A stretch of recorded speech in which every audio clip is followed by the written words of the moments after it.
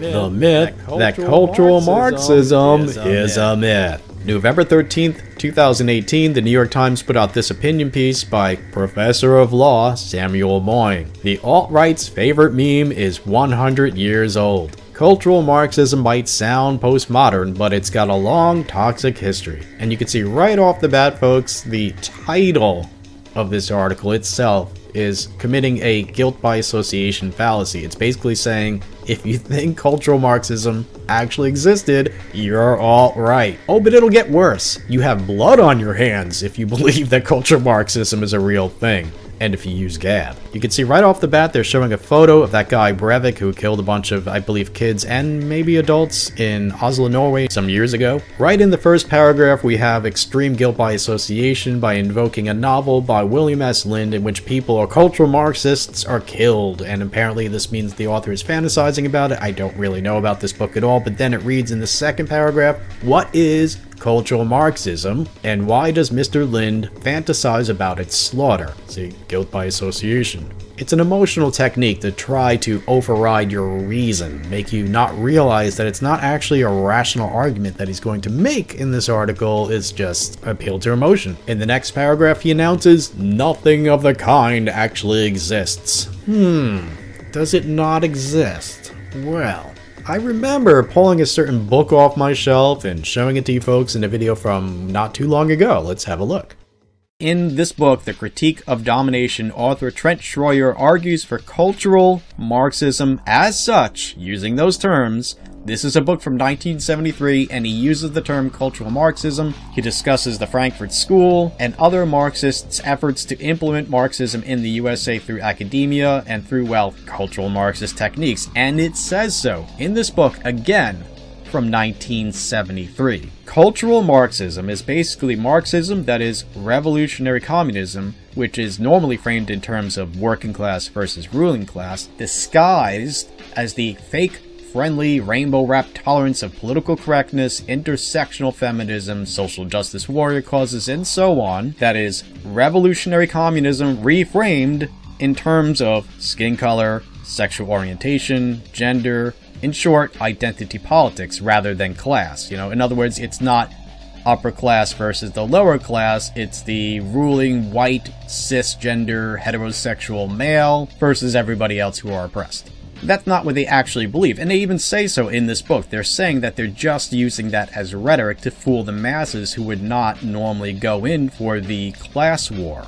So they're just reframing it. Cultural Marxism uses political correctness, postmodernism, miseducation in colleges, contemporary feminism, the rainbow banner of LGBT causes, and other such things as useful idiots towards their own cause. Marxism. In other words, revolutionary communism.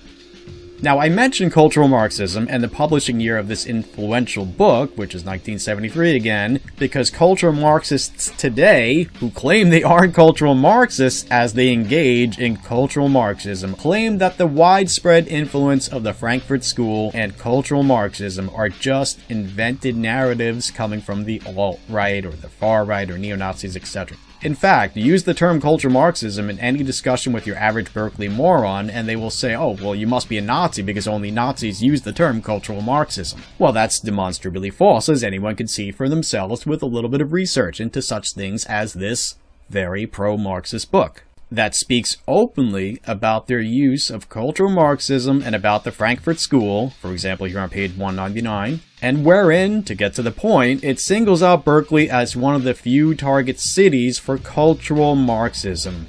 A city to slowly, silently, invisibly spread the weeds of Marxism, of socialism, of communism into the highest positions of UC Berkeley and the city government of Berkeley, which, as we can see, they have succeeded in doing. This book is very influential on the far left, by the way, and on page 252 it speaks of the, quote, crucial problem, unquote, of achieving their, quote-unquote, goal of, quote-unquote, control or, quote-unquote, social relations with, quote, groups such as those in Madison, Cambridge, Berkeley, Santa Barbara, Canyon, etc., that are thinking about how to create local institutions as the base from which a local politics can be generated are the experiments that may show the way, unquote, towards Marxism. Then it says in its concluding sentence that the efforts of the 1960s, think for example of the pro-free speech movement of Berkeley then, must be, quote, overcome in a reordering of emancipatory priorities, unquote. Well, I guess someone has a time machine and they printed the book back in 1973 to foster the myth that cultural Marxism actually existed.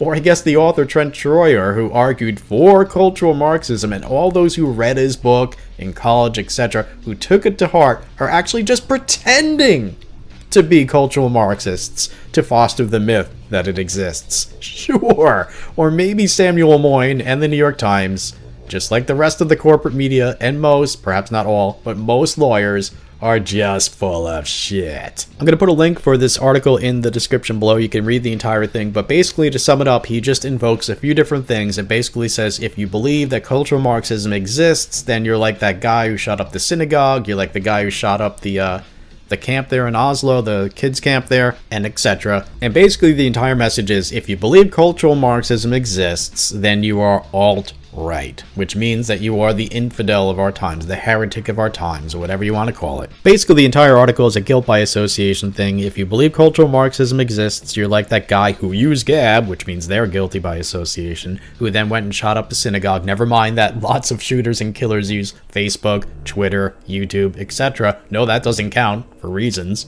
that don't serve our bias.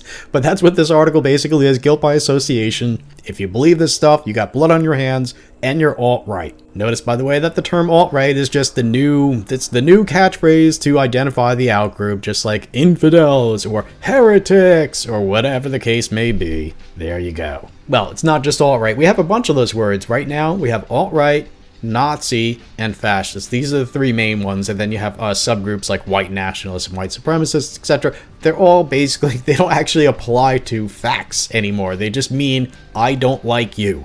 That's all that means these days. Well, folks, tell us what you think about this, or you can actually, maybe it's good to contact these authors on Twitter or whatever and just basically question them. I try to do it. They almost never answer. I'm working on 3 right now, by the way, about some other subject matter, but basically asking them, why do you call Patriot Prayer and Proud Boys fascist or whatever? They almost never answer, but sometimes they do, and you can get entertaining conversations out of them. So anyway, tell us what you think. Tell him what you think, and I'll see you next time, folks. Give me liberty or give me death.